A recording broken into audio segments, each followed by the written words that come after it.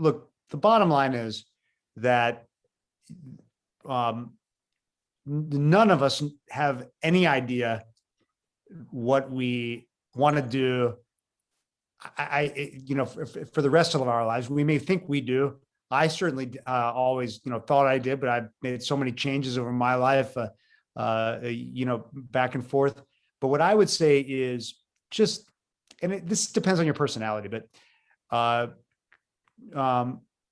I think look to things that obviously interest you now, but really look to ideas that you think are big ones for the future.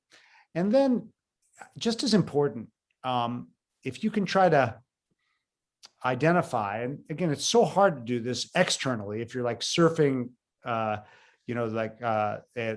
web looking for a mentor in a medical school, website, it's almost like, swipe left, freaking swipe right. It's impossible really to make these kinds of determinations about like someone that's going to be a great mentor. But a lot of it really does have to do with personality. I mean, I think that I like to say to our trainees that, they choose us before we choose them. But when that does happen, we take the mentoring really seriously, because I think that's like, I mean, obviously we don't take ourselves very seriously, but we take the work seriously. How's that? And I think, and a lot of that work is in mentoring people, because I think ultimately that's how you're judged.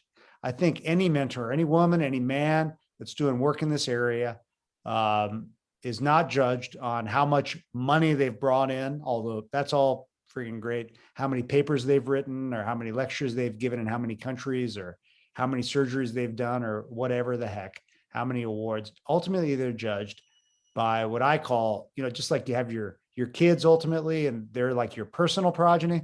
I call my research kids my professional progeny, and it's the same thing, and it's a sacred thing.